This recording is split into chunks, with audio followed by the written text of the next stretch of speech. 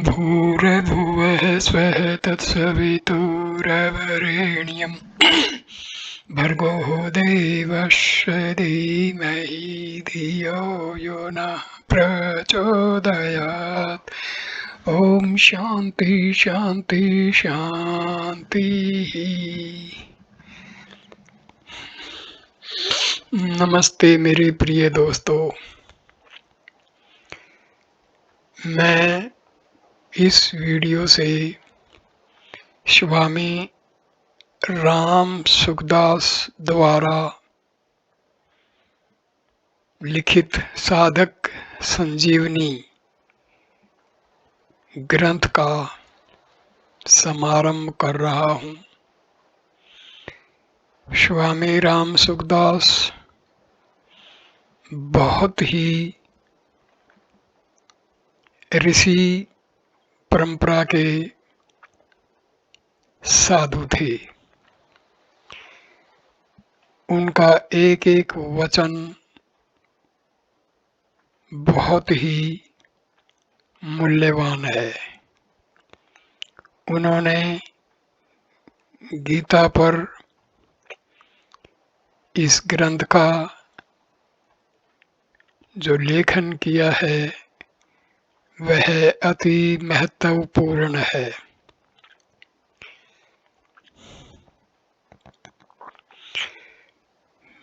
मैंने कई वर्षों तक स्वामी जी का गीता भवन ऋषिकेश में श्रवण किया है। उनकी वाणी का श्रवण किया है। दोस्तों, आप इस महान ग्रंथ को स्वयं सुनिए और अपने सभी प्रिय बांधवों को सुनाइए।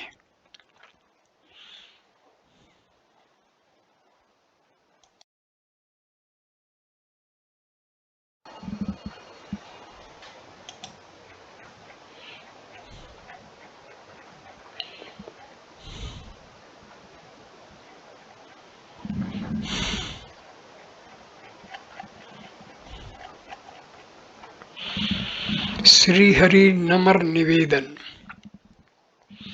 विश्व साहित्य में श्री मद्भागवत गीता का अद्वितीय स्थान है। यह साक्षात भगवान के श्रीमुख से निःसृत परम रहस्यमयी दिव्य वाणी है। इसमें स्वयं भगवान ने अर्जुन को निमित्त बनाकर मनुष्य मात्र के कल्याण के लिए उपदेश दिया है। इस छोटे से ग्रंथ में भगवान ने अपने हृदय के बहुत ही विलक्षण भाव भर दिए हैं, जिनका आज तक कोई पार नहीं पा सका और न पा ही सकता है। हमारे परम श्रद्धेय स्वामी जी श्री राम सुखदास जी महाराज ने इस अगाध गीतार्णव में गहरे उतरकर अनेक गुह्यतम अमूल्य रत्न ढूंढ निकाले हैं, जिन्हें उन्होंने इस साधक संजीवनी हिंदी टीका के माध्यम से साधकों के कल्याणार्थ उदार हृदय से वितरित किया है। गीता की यह टीका हमें अपनी धारणा से दूसरी टीकाओं की अपेक्षा बहुत विलक्षण प्रतीत होती है। हमारा गीता की दूसरी सब टीकाओं का इतना अध्ययन नहीं है, फिर भी इस टीका में हमें अनेक श्लोकों के भाव नए और विलक्षण लगे। जैसे पहले अध्याय का 10वां, 19वां, 20वां और 25वां श्लोक, दूसरे अध्याय का 39वां, 44वां श्लोक, तीसरे अध्याय का 3रा, 10वां, 12वां, 13वां और 43वां श्लोक, चौथे अध्याय का 18वां और 38वां श्लोक, 5वें अध्याय 13वें 14वें श्लोक, छठे अध्याय 20वां और 48वां श्लोक, 7वें अध्याय का 5वां और 19वां श्लोक, 8वें अध्याय का 6ठा श्लोक, 9वें अध्याय का 3रा और 31वां श्लोक, 10वें अध्याय का 41वां श्लोक, 11वें अध्याय का 36वां, 27वां और 45वां, 46वां श्लोक, 12वें अध्याय का 12वां श्लोक, 13वें अध्याय का पहला और 19वें, 20वें, 21वां श्लोक, 14वें अध्याय का तीसरा, 12वां, 17वां और 22वां श्लोक, 15वें अध्याय का 7वां और 11वां श्लोक, 16वें अध्याय का 5वां और 20वां श्लोक, 17वें अध्याय का 7वां, 8वां, 9वां, 10वां श्लोक, 18वें अध्याय का 37वां और 73वां श्लोक आदि आदि। अगर पाठक गंभीर अध्ययन करें तो उसे और भी कई श्लोकों में आंशिक नए नए भाव मिल सकते हैं। वर्तमान समय में साधन का तत्व सरलता पूर्वक बताने वाले ग्रंथों का प्राय अभाव सा दिखता है, जिसमें साधकों को सही मार्गदर्शन के बिना बहुत कठिनाई होती है। ऐसी स्थिति में परमात्म प्राप्ति के अनेक सरल उपायों से युक्त साधकों उपयोगी अनेक विशेष और मार्मिक बातों से अलंकृत तथा बहुत ही सरल एवं सुबोध भाषा शैली में लिखित प्रस्तुत ग्रंथ का प्रकाशन अत्यंत महत्वपूर्ण स्थान रखता है। परम श्रद्धेय स्वामी जी ने गीता की यह टीका किसी दार्शनिक विचार की दृष्टि से अथवा अपनी विद्वता का प्रदर्शन करने के लिए नहीं लिखी है, अपितु साधकों का हित कैसे हो इसमें दृष्टि से लिखी है। परम शांति की प्राप्ति चाहने वाले प्रत्येक साधक के लिए, चाहे वह किसी भी देश, वेश, भाषा, मत, संप्रदाय आदि का क्यों न हो, यह टीका संजीवनी बूटी के समान है। इस टीका का अध्ययन करने से हिंदू, बौद्ध, जैन, पारसी, ईसाई, मुसलमान आदि सभी धर्मों के अनुयायियों को अपने अपने मत के अनुसार ही उद्धार के उपाय मिल जाएंगे। इस टीका में साधकों को अपने उद्देश्य की सिद्धि के लिए पूरी सामग्री मिलेगी। परम शांति की प्राप्ति के इच्छुक सभी भाई बहनों से विनम्र निवेदन है कि वे इस ग्रंथ रत्न को अवश्य ही मनोयोग पूर्वक पढ़ें, समझें और यथासाध्य आचरण में लाने का प्रयत्न करें।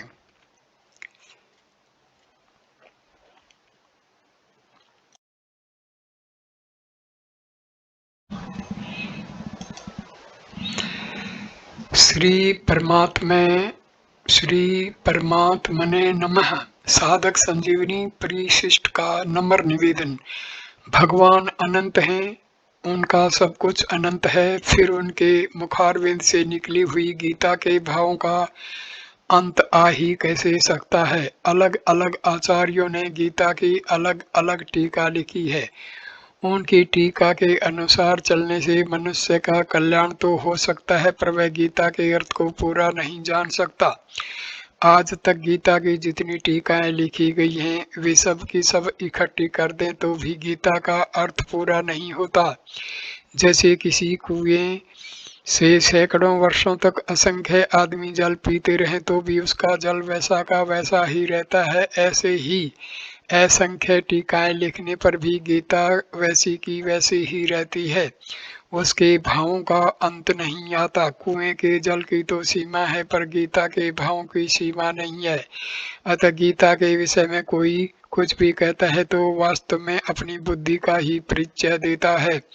सब जानत प्रभु प्रभुता सोई, तदापि कहें बिनु रहा न कोई। भगवान की वाणी बड़े बड़े ऋषि मुनियों की वाणी से भी ठोस और श्रेष्ठ है, क्योंकि भगवान ऋषि मुनियों के भी आदि हैं। अहमदाद्रिहि देवानाम महिर्षाणाम च सर्वशः। अतः कितने ही बड़े ऋषि मुनि संत महात्मा क्यों न हों और उनकी वाणी कितनी ही श्रेष्ठ क्यों न हो, पर वह भगवान की दिव्याति अति दिव्य वाणी गीता की बराबरी नहीं कर सकते। पगडंडी को पद्धति कहते हैं और राजमार्ग, घंटा पथ अथवा चौड़ी सड़क को प्रस्थान कहते हैं। गीता, उपनिषद और ब्रह्मसूत्र ये तीन प्रस्थान हैं, से सब पद्धतियां हैं। प्रस्थान त्रय में गीता बहुत विलक्षण है, क्योंकि इसमें उपनिषद और ब्रह्मसूत्र दोनों का ही तात्पर्य आ जाता है। गीता उपनिषदों का सार है, पर वास्तव में गीता की बात उपनिषदों से भी विशेष है। कारण की अपेक्षा कार्य में विशेष गुण होता है। जैसे आकाश में केवल एक गौण शब्द है, पर उसके कार्य वायु में 2 गुण शब्द और स्पर्श है। वेद भगवान के निश्वास हैं और गीता भगवान की वाणी है। निश्वास तो स्वाभाविक होते हैं, पर गीता भगवान ने योग में स्थित होकर कही है, अतः वेदों की अपेक्षा भी गीता विशेष है। सभी दर्शन गीता के अंतर्गत हैं, पर गीता किसी दर्शन के अंतर्गत नहीं है। दर्शन शास्त्र में जगत क्या है, जीव क्या है और ब्रह्म क्या है, यह पढ़ाई होती है, परंतु गीता पढ़ाई नहीं कराती, प्रत्युत अनुभव कराती है। गीता में किसी मत का आग्रह नहीं है, प्रत्युत केवल जीव के कल्याण का ही आग्रह है। मतभेद गीता में नहीं है, प्रत्युत टीकाकारों में है। गीता के अनुसार चलने से सगुण और निर्गुण उपासकों में परस्पर खटपट नहीं हो सकती। गीता में भगवान साधक को समग्र की तरफ ले जाते हैं। सगुण, निर्गुण, साकार, निराकार, द्विभुज, चतुर्भुज, सहस्रभुज आदि सब रूप समग्र परमात्मा के ही अंतर्गत हैं। समग्र रूप में कोई भी रूप बाकी नहीं रहता। किसी की भी उपासना करें, संपूर्ण उपासनाएं समग्र रूप के अंदर आ जाती हैं। संपूर्ण दर्शन समग्र रूप के अंदर आ जाते हैं। अतः सब कुछ परमात्मा के ही अंतर्गत हैं। परमात्मा के सिवाय किंचित मात्र भी कुछ नहीं है। इसी भाव में संपूर्ण गीता है। गीता का तात्पर्य वासुदेव सर्वम में है। एक परमात्म तत्व के सिवाय दूसरी और सत्ता की मान्यता रहने से प्रवृत्ति का उदय होता है और दूसरी सत्ता की मान्यता मिटने से ही निवृत्ति की दृढ़ता होती है।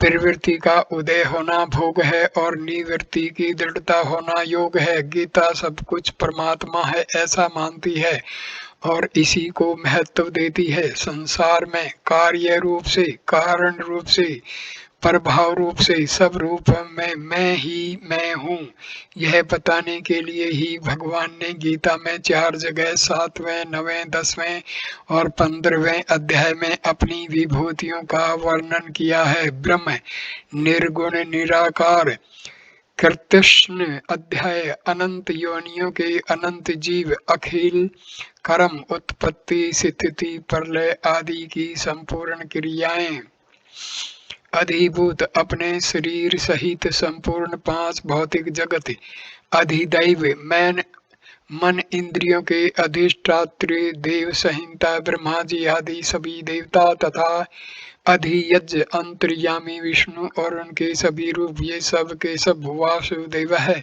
सर्वम के अंतर्गत आ जाते हैं। 7वें अध्याय का 29वां 30वां श्लोक तात्पर्य है कि सत्य, असत्य और उससे परे जो कुछ भी है वह सब परमात्मा ही है। त्वम अक्षरम सद सत परम यतः।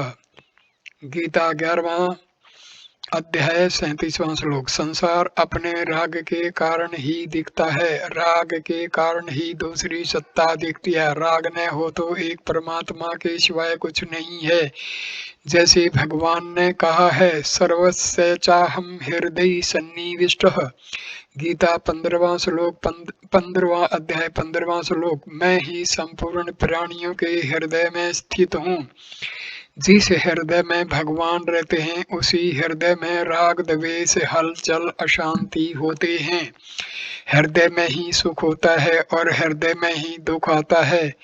समुद्र मंथन में वहीं से विष निकला, वहीं से अमृत निकला।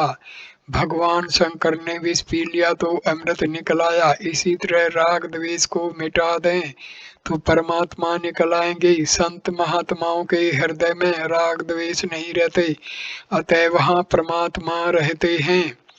सब कुछ परमात्मा ही है। यह खुले नेत्रों का ध्यान है। इसमें न आंख बंद करने ध्यान की जरूरत है, न कान बंद करने नादा अनुसंधान की जरूरत है, न नाक बंद करने प्राणायाम की जरूरत है। इसमें न संयोग का असर पड़ता है न योग का, न किसी के आने का असर पड़ता है न किसी के जाने का। जब सब कुछ परमात्मा ही है तो फिर दूसरे कहाँ से आए, कैसे आए। गीता समग्र को मानती है, इसीलिए गीता का आरंभ और अंत शरणागति में हुआ है। शरणागति से ही समग्र की प्राप्ति होती है। परमात्मा के समग्र रूप सब रूप होते हुए भी सगुण की मुख्यता है, कारण कि सगुण के अंतर्गत तो निर्गुण भी आ जाता है, पर निर्गुण में गुणों का निषेध होने से सगुण नहीं आता, अतः सगुण ही समग्र हो सकता है। भगवान श्री कृष्ण समग्र हैं। असंशयम समग्रम माम, गीता 7वां अध्याय 1 श्लोक। गीता समग्र की वाणी है, इसलिए गीता में सब कुछ है। जो जिस दृष्टि से गीता को देखता है, गीता उसको वैसी ही दिखने लगती है। ये यथा माम प्रपद्यन्ते तांसत दैव भजाम्यहम्। कर्म योग, ज्ञान योग और भक्ति योग, ये 3 ही योग हैं। शरीर अपरा को लेकर कर्म योग है, शरीरी परा को लेकर ज्ञान योग है, और शरीर शरीरी दोनों के मालिक भगवान को लेकर भक्ति योग है। भगवान ने गीता के आरंभ में पहले शरीर को लेकर और फिर शरीर को लेकर कर्मशः ज्ञान योग और कर्म योग का वर्णन किया, फिर ध्यान योग का वर्णन किया, क्योंकि वह भी कल्याण करने का एक साधन है। फिर 7वें अध्याय से भक्ति का विशेषता से वर्णन किया, जो भगवान का खास देह है। मनुष्य कर्म योग से जगत के लिए, ज्ञान योग से अपने लिए और भक्ति योग से भगवान के लिए उपयोगी हो जाता है। गीता में समता को योग कहा गया है। समत्वम योग उच्यते। गीता 2 अध्याय 48वां श्लोक। वास्तव में योग की आवश्यकता कर्म में ही है, ज्ञान में भी योग की आवश्यकता नहीं है, और भक्ति में तो योग की बिल्कुल आवश्यकता नहीं है। ज्ञान और भक्ति वास्तव में योग ही हैं। कर्म जड़ हैं, बांधने वाले हैं और विषय हैं, इसलिए उनमें योग की आवश्यकता है। योगस्थः कुरु कर्माणि। गीता 2 अध्याय 48वां श्लोक। कर्मों में योग ही मुख्य है। योग है कर्मसु कौशलम। गीता 2 अध्याय 50वां श्लोक। योग के सिवाय कर्म कुछ नहीं है। दूरेण हय्यवरम कर्म बुद्धि योगा धनंजय। गीता 2 अध्याय 49वां श्लोक। कृतृतो भी कर्म करने से ही आता है, इसलिए गीता में योग शब्द विशेषकर कर्म योग का ही वाचक आता है। गीता की पुस्तिका में योग शास्त्रे पद का अर्थ कर्म योग की शिक्षा है। कर्म योग में 2 विभाग हैं, कर्म विभाग और योग विभाग। कर्म विभाग पूर्वार्ध है और योग विभाग उत्तरार्ध है। कर्म कर्ण सापेक्ष है और योग कर्ण निरपेक्ष है। कर्म विभाग में कर्तव्य प्राणता है और योग विभाग में स्वाधीनता, निर्विकारता, असंगता, समता है।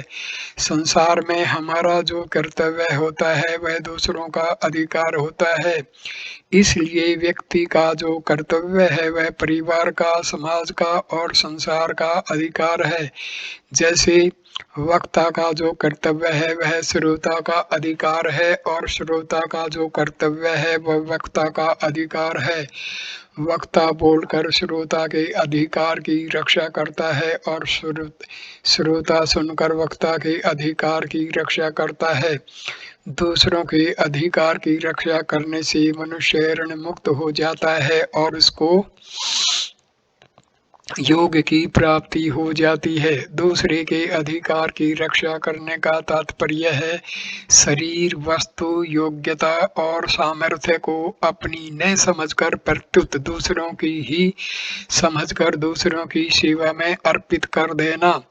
संसार में वस्तु और व्यक्ति के साथ हमारा संयोग होता है। जहाँ संयोग होता है वहीं कर्तव्य का पालन करने की आवश्यकता होती है। वस्तु का संयोग होने पर उस वस्तु में ममता न करके उसका सदुपयोग करना, उसको दूसरों की सेवा में लगाना हमारा कर्तव्य है। व्यक्ति का संयोग होने पर उस व्यक्ति में ममता न करके उसकी सेवा करना, उसको सुख पहुंचाना हमारा कर्तव्य है। कामना और ममता से रहित होकर कर्तव्य का पालन करने से शरीर संसार के संयोग का वियोग हो जाता है और योग की प्राप्ति हो जाती है। तम विद्या ददु ख संयोग वियोगम योग संजीतम। गीता छठा अध्याय 23वां श्लोक। संयोग का तो वियोग होता है पर योग का कभी वियोग नहीं होता। योग की प्राप्ति होने पर मनुष्य राग द्वेष काम क्रोध आदि विकारों से सर्वथा मुक्त हो जाता है और उसको स्वाधीनता निर्विकारता असंगता समता की प्राप्ति हो जाती है। प्रत्येक मनुष्य चाहता है कि मैं सदा जीता रहूं, कभी मरूं नहीं, मैं सब कुछ जान पाऊं, कभी अज्ञानी न रहूं, मैं सदा सुखी रहूं, कभी दुखी न रहूं। परंतु मनुष्य की यह चाहना अपने बल से अथवा संसार से कभी पूरी नहीं हो सकती, क्योंकि मनुष्य जो चाहता है वह संसार के पास है ही नहीं। वास्तव में मनुष्य को जो चाहिए वह उसको पहले से ही प्राप्त है। उसकी गलती यह होती है कि वह उन वस्तुओं को चाहने लगता है जिनका संयोग और वियोग होता है, जो मिलने और बिछुड़ने वाली हैं। यह सिद्धांत है कि जो वस्तु कभी भी हमारे से अलग होती है वह सदा ही हमारे से अलग है और अभी वर्तमान में भी हमारे से अलग है। जैसे शरीर कभी भी हमारे से अलग होगा तो वह सदा ही हमारे से अलग है और अभी भी हमारे से अलग है। इसी तरह जो वस्तु परमात्मा कभी भी हमारे से अलग नहीं होती वह सदा ही मिली हुई है और अभी भी हमारे को मिली हुई है। तात्पर्य यह निकला कि वास्तव में संसार का सदा ही वियोग है और परमात्मा का सदा ही योग है। कोई आचार्य पहले कर्म योग फिर ज्ञान योग फिर भक्ति योग यह क्रम मानते हैं और कोई आचार्य पहले कर्म योग फिर भक्ति योग फिर ज्ञान योग यह क्रम मानते हैं। परंतु गीता पहले ज्ञान योग फिर कर्म योग फिर भक्ति योग यह क्रम मानती है। गीता कर्म योग को ज्ञान योग की अपेक्षा विशेष मानती है। तयोस्तु कर्म संन्यासी सत्य कर्म योगो विशिष्यते।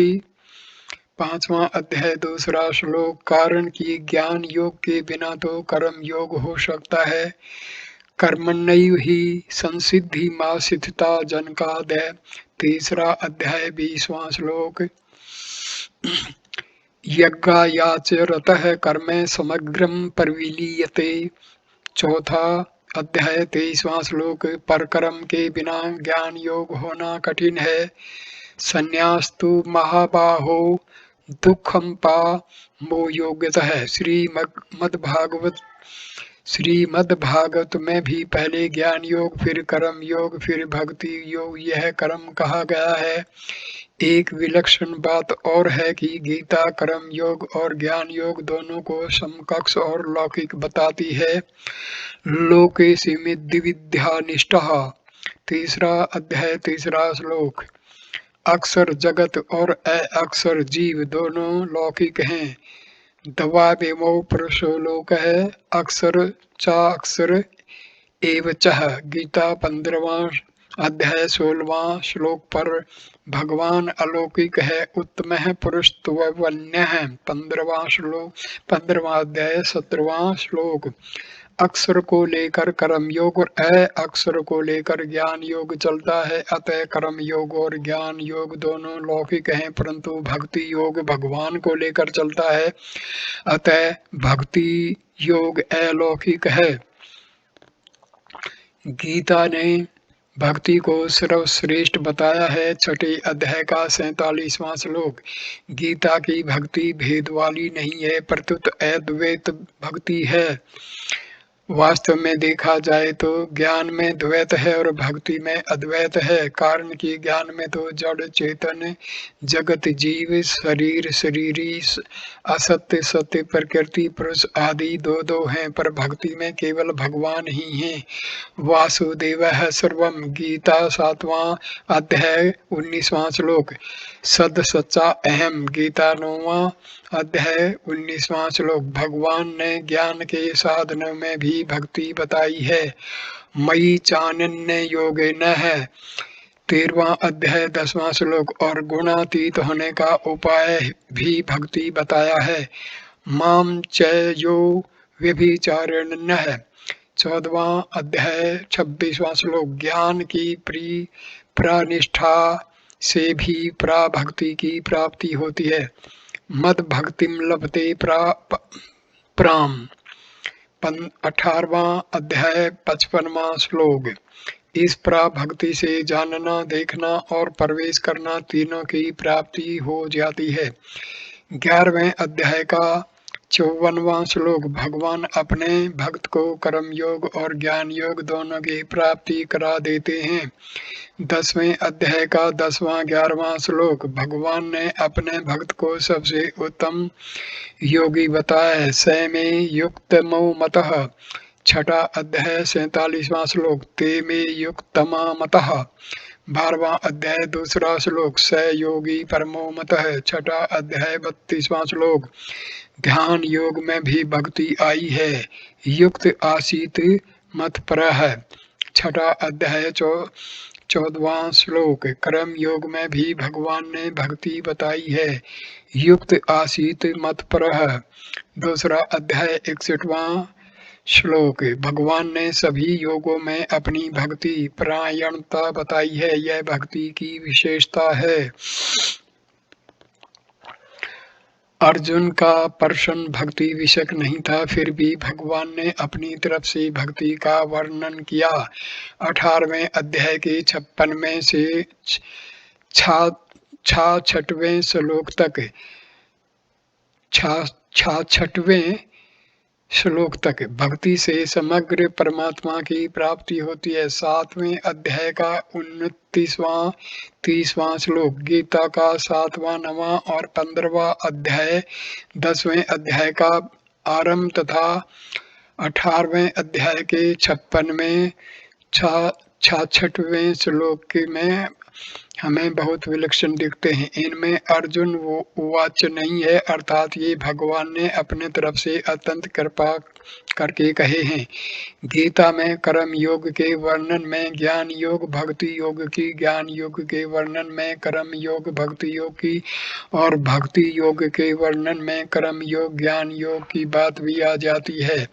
इसका तात्पर्य है कि साधक कोई भी योग करे तो उसको तीनों योगों की प्राप्ति हो जाती है, अर्थात उसको मुक्ति और भक्ति दोनों प्राप्त हो जाते हैं। कारण की परा और अपरा दोनों प्रकृतियां भगवान की ही हैं। ज्ञान योग परा को लेकर और कर्म योग अपरा को लेकर चलता है, इसलिए किसी एक योग की पूर्णता होने पर तीनों योगों की पूर्णता हो जाती है। परंतु इसमें एक शर्त यह है कि साधक अपने मत का आग्रह न रखे और दूसरे के मत का खंडन या निंदा न करे। दूसरे के मत को छोटा न माने। अपने मत का आग्रह रहने से और दूसरे के मत को छोटा मानकर उसका खंडन या निंदा करने से साधक को मुक्ति तत्व ज्ञान की प्राप्ति हो सकती है, पर भक्ति परम प्रेम की अर्थात समग्रता की प्राप्ति नहीं हो सकती। परिशिष्ट के संबंध में श्रीमद् भगवत गीता एक ऐसा विलक्षण ग्रंथ है जिसका आज तक न तो कोई पार पास का है, न पार पाता है, न पार पास केगा और न पार पा भी सकता है। गहरे उतरकर इसका अध्ययन मनन करने पर नित्य नए नए विलक्षण भाव प्रकट होते रहते हैं। गीता में जितना भाव भरा है उतना बुद्धि में नहीं आता, जितना बुद्धि में आता है उतना मन में नहीं आता, जितना मन में आता है उतना कहने में नहीं आता, जितना कहने में आता है उतना लिखने में नहीं आता। गीता असीम है पर उसकी टीका सीमित ही होती है। हमारे अंतःकरण में गीता के जो भाव आए थे वे पहले साधक संजीवनी टीका में लिख दिए थे, परंतु उसके बाद भी विचार करने पर भगवत कृपा तथा संत कृपा से गीता के नए नए भाव प्रकट होते गए। उनको अब परिशिष्ट भाव के रूप में साधक संजीवनी टीका में जोड़ा जा रहा है। साधक संजीवनी टीका लिखते समय हमारी समझ में निर्गुण की मुख्यता रही, क्योंकि हमारी पढ़ाई में निर्गुण की मुख्यता रही और विचार भी उसी का किया, परंतु निष्पक्ष होकर गहरा विचार करने पर हमें भगवान के सगुण समग्र स्वरूप तथा भक्ति की मुख्यतया दिखाई दी। केवल निर्गुण की मुख्यतया मानने से सभी बातों का ठीक समाधान नहीं होता, परंतु केवल सगुण की मुख्यता मानने से कोई संदेह बाकी नहीं रहता। समग्रता सगुण में ही है, निर्गुण में नहीं। भगवान ने भी सगुण को ही समग्र कहा है। असंशयम् समग्रम मम, गीता 7वां अध्याय 1 श्लोक। परिशिष्ट लिखने पर भी अभी हमें पूरा संतोष नहीं है और हमने गीता पर विचार करना बंद नहीं किया है। अतः आगे भगवत कृपा तथा संत कृपा से क्या क्या नए भाव प्रकट होंगे इसका पता नहीं, परंतु मानव जीवन की पूर्णता भक्ति प्रेम की प्राप्ति ही है, इसमें हमें किंचित मात्र भी संदेह नहीं है। पहले साधक संजीवनी टीका में श्लोकों के अर्थ अन्वय पूर्वक न करने से उनमें कहीं कहीं कमी रह गई थी। अब श्लोकों का अन्वय पूर्वक अर्थ देकर उस कमी की पूर्ति कर दी गई है। अन्वयार्थ में कहीं अर्थ को लेकर और कहीं वाक्य की सुंदरता को लेकर विशेष विचार पूर्वक परिवर्तन किया गया है। पाठकों को पहले की और बाद की परिशिष्ट व्याख्या में कोई अंतर दिखे तो उनको बाद की व्याख्या का भाव ही ग्रहण करना चाहिए। यह सिद्धांत है कि पहले की अपेक्षा बाद में लिखे हुए विषय का अधिक महत्व होता है। इसमें इस बात का विशेष ध्यान रखा गया है कि साधकों का किसी प्रकार से अहित न हो, कारण कि यह टीका मुख्य रूप से साधकों के हित की दृष्टि से लिखी गई है, विद्वता की दृष्टि से नहीं। साधकों को चाहिए कि वे अपना कोई आग्रह न रखें, इस गीता को पढ़ें और इस पर गहरा विचार करें तो वास्तविक तत्व उनकी समझ में आ जाएगा और जो बात टीका में नहीं आई है वह समझ में आ जाएगी। विनीत स्वामी राम सुखदास। स्वामी राम सुखदास भगवान श्री रामना महर्षि और भगवान श्री रामकृष्ण परमहंस की परंपरा के ऋषि थे। उनकी वाणी हमें सुनने का बार बार मौका मिला और हमने उसका विशेष लाभ उठाया। उनकी एक एक वाणी का हमने जमकर उनको सुना और उनकी बातों पर अमल करने की भी कोशिश की है। मेरे प्रिय दोस्तों, आप भी कृपा करके इस ग्रंथ का बार बार श्रवण कीजिए। धन्यवाद।